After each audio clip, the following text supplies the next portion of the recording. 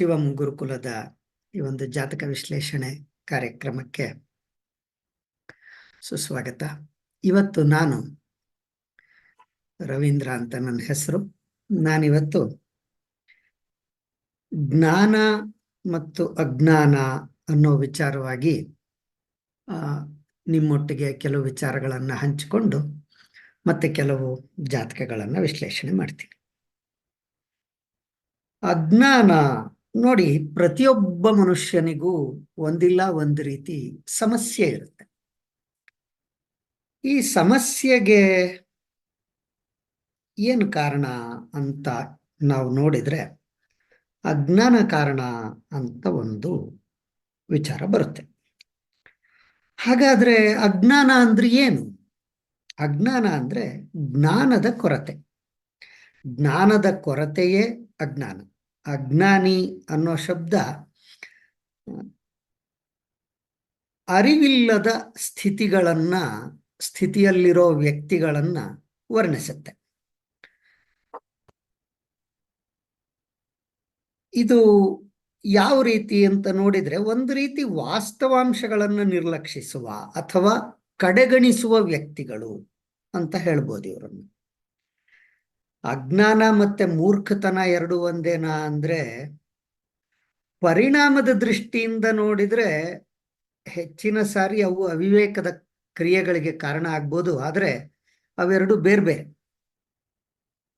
ಮತ್ತೆ ನಾವು ಸಮಸ್ಯೆಗೆ ಬಂದ್ರೆ, ಸಮಸ್ಯೆಗೆ ಕಾರಣ ಅಂತ ನೋಡ್ಲಿಕ್ಕೆ ಹೋದ್ರೆ ವ್ಯಕ್ತಿ, ವಸ್ತು, ವಿಷಯದ ಬಗ್ಗೆ ಒಬ್ಬರಿಗೆ ಅಜ್ಞಾನ ಇರೋದು ಅವರ ಒಂದು ಸಮಸ್ಯೆಗೆ ಕಾರಣ ಅಂತ ಹೇಳ್ಬೋದು. ನಿಮ್ಮ ಜೀವನದಲ್ಲಿ ಪ್ರಾಬ್ಲಮ್ ಏನು? ಬೇಕಾದಷ್ಟು ಪ್ರಾಬ್ಲಮ್ಗಳಿರುತ್ತೆ. ಅವಕ್ಕೆಲ್ಲ ಕಾರಣ ಅಜ್ಞಾನ. ನಾವೇನ್ ಮಾಡ್ತೀವಿ? ಗ್ರಹ, ದಶೆ, ಸಾಡೆಸಾತು, ವಾಸ್ತು ಈ ರೀತಿ ಯೋಚನೆ ಮಾಡ್ಲಿಕ್ಕೆ ಹೋಗ್ತೀವಿ. ಅದು ಒಂದು ರೀತಿಯಲ್ಲಿ ಮೂರ್ಖತನ ಆಗತ್ತೆ.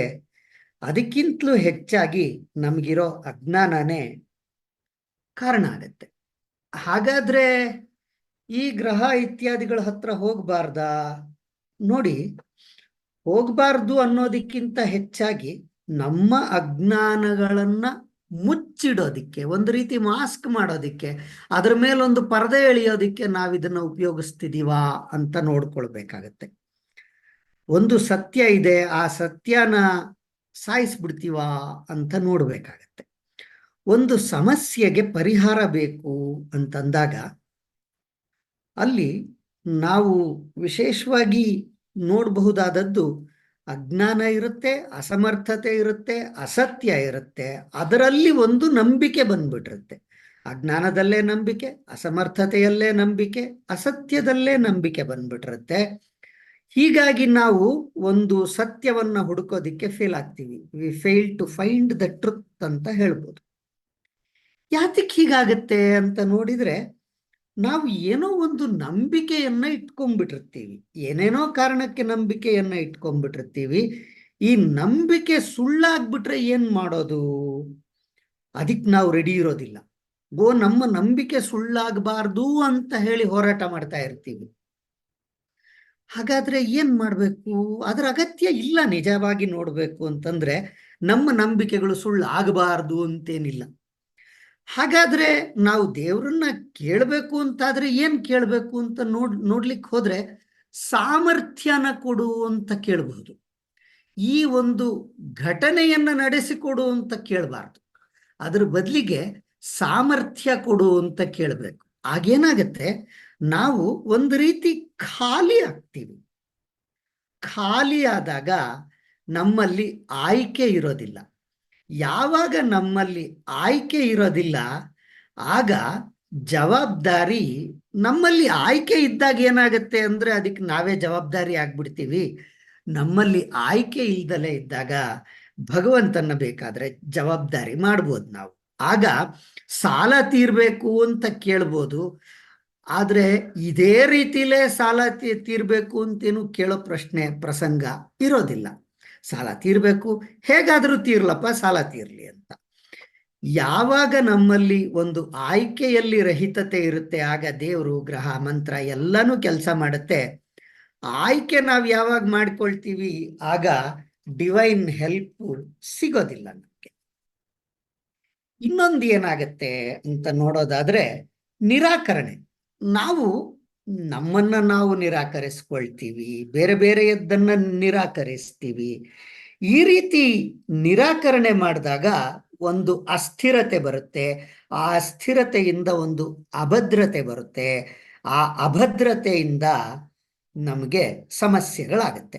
ಯಾವಾಗ ನಾವು ಸ್ವೀಕಾರ ಮಾಡ್ತೀವಿ ಆವಾಗ ಸ್ಥಿರತೆ ಬರುತ್ತೆ, ಸ್ಥಿರತೆಯಿಂದ ಭದ್ರತೆ ಬರುತ್ತೆ.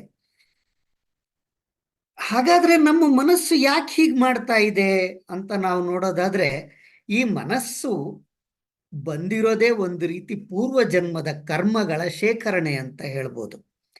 ಹಾಗಾದ್ರೆ ಮನಸ್ಸು ಪೂರ್ವ ಜನ್ಮದ್ದಾದ್ರೆ ಈ ಜನ್ಮದ್ದೇನು ಅಂತ ಕೇಳಿದ್ರೆ ಒಂದು ಹಂತದಲ್ಲಿ ಹೇಳ್ಬೋದು ಆತ್ಮದ ಉದ್ದೇಶ ಅಂತ. ಆತ್ಮದ ಉದ್ದೇಶನ ನಾವು ಮುಂದೆ ಇನ್ನೊಂದು ಕಾರ್ಯಕ್ರಮದಲ್ಲಿ ಮಾತಾಡೋಣಂತೆ. ಈಗ ನಾವು ಈ ಒಂದು ಜ್ಞಾನ ಅಜ್ಞಾನವನ್ನ ನೋಡೋಣ. ಹಾಗಾದ್ರೆ ನಾವು ಒಂದು ಜಾತಕದ ದಿಂದ ಕೂಡ ಇವನ್ನ ನೋಡ್ಬೋದಾ ಅಂತ ಹೇಳಿ ಒಂದು ಪ್ರಶ್ನೆ ಬಂದ್ರೆ, ಆಗ ನೋಡಿ, ನಮ್ಮ ಜಾತಕದಲ್ಲಿ ಇರ್ತಕ್ಕಂತಹ ನೀಚೋಭಿಲಾಷಿಗಳು ಅಂದ್ರೆ ಉಚ್ಚ ಸ್ಥಾನದಿಂದ ನೀಚ ಸ್ಥಾನದವರೆಗೂ ಇರೋ ಒಂದು ರೂಟನ್ನು ನಾವು ನೀಚೋಭಿಲಾಷಿ ಅಂತ ಕರಿಬೋದು. ಉಚ್ಚ ಸ್ಥಾನದಲ್ಲಿ ಆ ಗ್ರಹ ತನ್ನ ಒಂದು ಪರಮೋಚ್ಚ ಸ್ಥಾನವನ್ನು ಪಡ್ಕೊಂಡು ಅಲ್ಲಿಂದ ಮುಂದಕ್ಕೆ ಉಚ್ಚತ್ವವನ್ನು ಕಳ್ಕೊಳ್ತಾ ಹೋಗುತ್ತೆ. ಅದನ್ನ ನಾವು ನೀಚೋಭಿಲಾಷಿ ಅಂತ ಹೇಳಿ ಕರಿತೀವಿ. ಈ ನೀಚೋಭಿಲಾಷಿತನವನ್ನ ನಾವು ನೋಡ್ತಾ ಹೋದ್ರೆ ನಮ್ಮ ಒಂದು ಹಾರೋಸ್ಕೋಪ್ ಅಲ್ಲಿ ನೋಡ್ತಾ ಹೋದ್ರೆ ಅದು ಯಾವ ರೀತಿಯ ವಿಚಾರಗಳಿಗೆ, ಯಾವ ರೀತಿಯ ಸಂಬಂಧಗಳಿಗೆ ಅಲ್ಲಿ ಒಂದು ಅಜ್ಞಾನ ಬರುತ್ತೆ ಅಂತ ಹೇಳ್ಬೋದು. ಒಂದೊಂದೇ ಗ್ರಹವನ್ನ ನೋಡ್ತಾ ಹೋಗೋಣ. ರವಿ ಗ್ರಹವನ್ನ ನೋಡಿದ್ರೆ, ಸೂರ್ಯನನ್ನು ನೋಡಿದ್ರೆ, ಇದು ಮಗ, ತಂದೆ, ಮಾವ ಇವೆಲ್ಲವಕ್ಕೂ ಕಾರಕವಾಗುತ್ತೆ. ಇದು ಯಾವ ರೀತಿ ಆಗತ್ತೆ ಅಂದ್ರೆ, ರವಿ ನೀಚೋಭಿಲಾಷಿಯಾಗಿದ್ದಾಗ ಅವನು ಹುಡುಕೋದಿಲ್ಲ, ಯಾವುದನ್ನು ಹುಡುಕೊಂಡು ಹೋಗೋದಿಲ್ಲ. ಹುಡುಕೋದಿಕ್ಕೆ ಒಂದು ನೆಪ ಹೇಳ್ತಾರೆ, ಸೋಮಾರ್ತನ ಮಾಡ್ತಾರೆ. ನೋಡಿ, ಈ ರೀತಿ ಹುಡುಕದಲ್ಲೇ ಇದ್ದಾಗ ಸಂಬಂಧಗಳ ದೃಷ್ಟಿಯಿಂದ ನೋಡಿದ್ರೆ ಮದುವೆ ಆಗೋದಿಲ್ಲ ಅಂತ ಹೇಳ್ಬೋದು. ಅದೇ ವೃತ್ತಿ, ವ್ಯಾಪಾರ, ವ್ಯವಹಾರದ ದೃಷ್ಟಿಯಿಂದ ನೋಡಿದ್ರೆ ಕೆಲಸ ಸಿಗೋದಿಲ್ಲ, ಕ್ಲೈಂಟ್ಗಳನ್ನ ಹುಡುಕಾಡ್ಲಿಕ್ಕಾಗೋದು, ಹುಡುಕಾಡ್ದಲ್ಲೇ ಇದ್ರೆ ಕ್ಲೈಂಟ್ಗಳು ಸಿಗೋದಿಲ್ಲ. ಸೊ ವೃತ್ತಿ, ವ್ಯಾಪಾರ, ವ್ಯವಹಾರ ಅಂತ ಹೇಳುವಾಗ ವೃತ್ತಿಯಲ್ಲಿ ನಾವು ಶನಿ, ಗುರು ಮತ್ತು ಶುಕ್ರ ಗ್ರಹಗಳನ್ನು ನೋಡಬೇಕಾಗತ್ತೆ.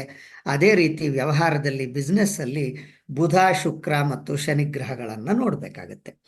ಅದೇ ರೀತಿ ಚಂದ್ರನನ್ನು ನಾವು ನೋಡಿದ್ರೆ, ಚಂದ್ರ ಮಗಳು, ತಾಯಿ, ಅತ್ತೆ ಇವಕ್ಕೆಲ್ಲ ಕಾರಕನಾಗ್ತಾನೆ.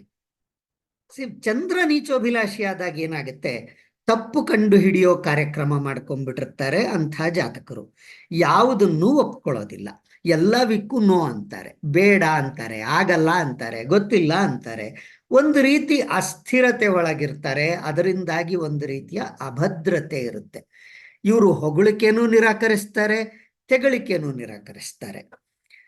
ಪ್ರತಿಕ್ರಿಯೆನೇ ಒಂದು ರೀತಿ ತಪ್ಪು ತಪ್ಪಾಗಿ ಕೊಡ್ತಾ ಇರ್ತಾರೆ. ಏನ್ ಮಾಡಬೇಕು ಅಂತಂದ್ರೆ ಸ್ವೀಕರಿಸೋದೇ ಇವರಿಗೆ ಪರಿಹಾರ ಅಂತ ಹೇಳ್ಬೋದು. ಇನ್ನು ಕುಜ, ಗಂಡನ ಬಗ್ಗೆ ಮತ್ತು ರಕ್ತ ಸಂಬಂಧಿಗಳ ಬಗ್ಗೆ, ದೇಹ ಆರೋಗ್ಯದ ಬಗ್ಗೆ ಇವರಿಗೆ ಒಂದು ಅಜ್ಞಾನ ಇರುತ್ತೆ. ಹಾಗೆ ವೃತ್ತಿ ವ್ಯಾಪಾರಗಳಲ್ಲಿ ಹೋರಾಟದ ಮನೋಭಾವ ಇರೋದಿಲ್ಲ, ಬಹಳ ಬೇಗ ಸೋಲೊಪ್ಕೊಂಡು ಬಿಡ್ತಾರೆ. ಈ ಒಂದೊಂದೇ ಜಾತಕಗಳನ್ನ ನೋಡ್ತಾ ಹೋಗೋಣ. ಅದರಲ್ಲಿ ಇರ್ತಕ್ಕಂಥ ಒಂದೊಂದೇ ಗ್ರಹಗಳನ್ನ ನೋಡ್ತಾ ಹೋಗೋಣ. ಇಲ್ಲಿ ರವಿಯನ್ನ ನೋಡ್ತಾ ಇದ್ದೀವಿ. ಈ ಜಾತಕದಲ್ಲಿ ರವಿ, ಕುಜ ಮತ್ತು ಶುಕ್ರ ಇಲ್ಲಿ ನೀಚೋಭಿಲಾಷಿಗಳಾಗಿದ್ದಾರೆ. ರವಿ ನಾನಾಗ್ಲೇ ಹೇಳಿದ ಹಾಗೆ ಮಗ, ತಂದೆ, ಮಾವರಿಗೆ ಕಾರಕನಾಗ್ತಾನೆ. ಮತ್ತು ಸೋಮಾರಿತನ, ಹುಡುಕೋದಿಕ್ಕೆ ಇಷ್ಟಪಡೋದಿಲ್ಲ. ಹುಡುಕೋದು ಒಂದು ಅತ್ಯಂತ ಅವಶ್ಯಕ ವಿಚಾರ. ಗಂಡನ ಬಗ್ಗೆ ಅಂತ ಹೇಳ್ತೀವಿ, ಇದು ಪುರುಷ ಜಾತಕ ಆದ್ರಿಂದ ಆ ಪಾಯಿಂಟನ್ನು ನಾವು ಬಿಡ್ಬೋದು. ಇನ್ನು ರಕ್ತ ಸಂಬಂಧಿಗಳ ಬಗ್ಗೆ ತಮ್ಮ, ಅಳಿಯ, ದೇಹ ಆರೋಗ್ಯ, ಇವರು ತಮ್ಮ ಒಂದು ದೇಹದ ಅನಾರೋಗ್ಯದ ಬಗ್ಗೆ ಏನೇನೋ ನಂಬಿಕೆಗಳನ್ನು ಇಟ್ಕೊಂಡ್ಬಿಟ್ಟಿರ್ತಾರೆ. ಅದರಿಂದ ಇವರಿಗೆ ತೊಂದರೆ ಆಗ್ತಾ ಇರುತ್ತೆ ಅಂತ ಹೇಳ್ಬೋದು. ಇನ್ನು ಶುಕ್ರ ಹೆಂಡತಿಯ ಬಗ್ಗೆ ಅಜ್ಞಾನ ಮತ್ತು ಎಲ್ಲ ಹೆಣ್ಣು ಮಕ್ಕಳ ಬಗ್ಗೆ ಅಜ್ಞಾನ, ಅಕ್ಕ ಸೊಸೆ, ಮತ್ತೆ ಅಲ್ಲಿ ಒಂದು ಅಸಮರ್ಥತೆ ಇರುತ್ತೆ, ಏನೋ ಒಂದು ನಂಬಿಕೆ ಕುತ್ಕೊಂಡ್ಬಿಟ್ಟಿರುತ್ತೆ. ಮತ್ತು ಶುಕ್ರ ಸುಖಕ್ಕೆ ಕೂಡ ಕಾರಕನಾಗ್ತಾನೆ. ಸುಖದ ಬಗ್ಗೆ ಕೂಡ ಏನೇನೋ ಕಲ್ಪನೆಗಳಿರುತ್ತೆ, ಅದರಿಂದ ಹೊರಗೆ ಬರಬೇಕಾಗತ್ತೆ. ಇನ್ನು ಶುಕ್ರ ವ್ಯವಹಾರ ವೃತ್ತಿಯಲ್ಲಿ ಪೂರ್ಣತೆಯನ್ನ ಕೂಡ ಬಿಂಬಿಸ್ತಾನೆ. ಪೂರ್ಣತೆಯಲ್ಲಿ ಸಮಸ್ಯೆ ನೋಡಿ, ಯಾವುದೇ ಒಂದು ಕೆಲಸವನ್ನು ಮಾಡ್ಲಿಕ್ಕೆ ಹೋದಾಗ ಒಂದು ಎಂಡ್ ಟು ಎಂಡ್ ಸೊಲ್ಯೂಷನ್ ಕೊಡಬೇಕಾಗಿರುತ್ತೆ, ಆವಾಗ ನಮಗೆ ಪ್ರಾಫಿಟ್ ಬರುತ್ತೆ. ಆದರೆ ಇವರೇನ್ ಮಾಡ್ತಾರೆ, ತಮ್ಮದೇ ಯಾವುದೋ ಒಂದು ಕಲ್ಪನೆಯ ಲೆವೆಲ್ನಲ್ಲಿರ್ತಾರೆ, ಅದರಿಂದ ತೊಂದರೆ ಬರುತ್ತೆ. ಮತ್ತೆ ಶುಕ್ರ ಒಂದು ಎಸ್ ಒ ಪಿ ಅಂದ್ರೆ ಸ್ಟ್ಯಾಂಡರ್ಡ್ ಆಪರೇಟಿಂಗ್ ಪ್ರಾಕ್ಟೀಸ್ ಅಂತ ಹೇಳಿ ಇವತ್ತು ನಾವು ಕರಿತೇವೆ. ಏನು ಎಸ್.ಒ.ಪಿ ಅಂತಂದ್ರೆ, ಒಂದು ಚಿಕ್ಕ ಕೆಲಸವನ್ನ ಮಾಡ್ಲಿಕ್ಕೂ ಹೀಗೆ ಮಾಡಬೇಕು, ಇದು ಮಾಡಬೇಕು, ಇದಾದ್ಮೇಲೆ ಇದು ಮಾಡಬೇಕು, ಇದಾದ್ಮೇಲೆ ಇದು ಮಾಡಬೇಕು ಅಂತ ನಾವು ಬರೆದಿಟ್ಕೊಂಡ್ಬಿಟ್ರೆ ತುಂಬಾ ಒಳ್ಳೇದಾಗತ್ತೆ. ಆದ್ರೆ ಶುಕ್ರ ನೀಚೋಭಿಲಾಷಿಯಾಗಿದ್ದಾಗ ಏನೋ ಕೆಲಸಕ್ಕೆ ಬಾರದ ಕೆಲಸವನ್ನು ಮಾಡ್ತಾ ಬ್ಯುಸಿ ಆಗ್ಬಿಟ್ಟಿರ್ತಾರೆ, ಮತ್ತೆ ಕನ್ವಿನ್ಸ್ ಮಾಡ್ಲಿಕ್ಕೆ ಬರ್ತಾರೆ. ಸೊ ಇವ್ರಿಗೆ ಪರಿಹಾರ ಏನ್ ಹೇಳ್ಬೋದು ಅಂತಂದ್ರೆ, ಕನ್ವಿನ್ಸ್ ಮಾಡಬೇಡಿ, ದಯವಿಟ್ಟು ನಿಮ್ಮದೇ ಆದಂತಹ ಒಂದು ಫೈನಾನ್ಷಿಯಲ್, ಇದು ಎಲ್ಲಾನು ನಮಗೆ ಕೊನೆಗೆ ತೊಂದರೆ ಕೊಡೋದು ಫೈನಾನ್ಷಿಯಲ್ ಆಸ್ಪೆಕ್ಟ್ಸ್ ಅಲ್ಲಿ. ಸೊ ನಿಮ್ಮದೇ ಆದ ಫೈನಾನ್ಷಿಯಲ್ ರೂಲ್ಸ್ ಅನ್ನ ಇಟ್ಕೊಳ್ಳಿ, ಆ ಫೈನಾನ್ಷಿಯಲ್ ರೂಲ್ ಪ್ರಕಾರ ನೀವು ಜೀವನ ಮಾಡಿ ಅಂತ ಹೇಳ್ಬೋದು. ಮುಂದಿನ ಜಾತಕವನ್ನ ನೋಡೋಣ.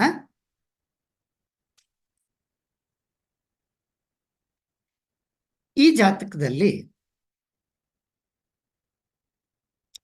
ಇಲ್ಲಿ ನೀವು ನೋಡೋದಾದ್ರೆ ಕುಜ, ಬುಧ ಮತ್ತು ಶನಿ, ಇದೊಂದು ಪುರುಷ ಜಾತಕ. ಕುಜ ರಕ್ತ ಸಂಬಂಧಿಗಳು, ತಮ್ಮ, ಅಳಿಯ, ದೇಹದ ಆರೋಗ್ಯ ಇವನ್ನೆಲ್ಲ ಸೂಚಿಸ್ತವೆ. ಇವರುಗಳಿಗೆ ದೇಹದ ಆರೋಗ್ಯ, ಈ ಹುಡುಗನ ಬಗ್ಗೆ ನನಗೆ ಚೆನ್ನಾಗಿ ಗೊತ್ತಿದೆ, ದೇಹದ ಆರೋಗ್ಯದ ಬಗ್ಗೆ ಸಾಕಷ್ಟು ಕಾಳಜಿ ಇಲ್ದಲೇ ಇರೋ ಹುಡುಗ, ಏನೇನೋ ನಂಬಿಕೆಗಳು. ನನಗೆ ನೆನಪಿದೆ, ನೋಡಪ್ಪ, ಜಾಸ್ತಿ ಅಗದು ತಿನ್ನೋದ್ರಿಂದ ಆರೋಗ್ಯ ವೃದ್ಧಿಸುತ್ತೆ ಅಂತ ಹೇಳಿದಾಗ, ಅಪ್ಪ ಒಂದು ಪಿಜ್ಜಾ ತಿನ್ಬಿಡೋಣ, ಆಮೇಲೆ ಒಂದು ಚೂಯಿಂಗ್ ಗಮ್ ಚೂ ಮಾಡ್ತಾ ಇರೋಣ ಅಂತ ಹೇಳಿದ ಹುಡುಗ ಇವನು. ನನಗಿವನು ಗೊತ್ತಿದ್ದಾನೆ. ಸೊ ಹೋರಾಟದ ಮನೋಭಾವ ಇರೋದಿಲ್ಲ, ಬಹಳ ಬೇಗ ಸೋಲೊಪ್ಕೊಂಡ್ಬಿಡ್ತಾರೆ, ಸಾಕು ಬಿಡು ಅಂದ್ಬಿಡ್ತಾರೆ, ಎಷ್ಟೋ ಪರವಾಗಿಲ್ಲ ನಂಗೆ ಅಷ್ಟೇ ಸಾಕು ಅನ್ನೋ ಒಂದು ಮನೋಭಾವ ಇರುತ್ತೆ. ಇದು ವೃತ್ತಿ ವ್ಯಾಪಾರ ವ್ಯವಹಾರದಲ್ಲಿ ತೊಂದರೆ ಕೊಡುತ್ತೆ. ಇನ್ನು ಶನಿ ಪರಿಸರದಲ್ಲಿರೋ ಜನ, ಅಣ್ಣ, ಕೆಲಸಗಾರರು ಮತ್ತು ವೃತ್ತಿಯಲ್ಲಿ ಸಬಾರ್ಡಿನೇಟ್ಸ್ ಅನ್ನ ಸೂಚಿಸುತ್ತೆ. ಮತ್ತೆ ಇದು ವೃತ್ತಿಯಲ್ಲಿ ತೊಂದರೆ ಕೊಡೋ ಸಾಧ್ಯತೆಗಳಿರುತ್ತೆ.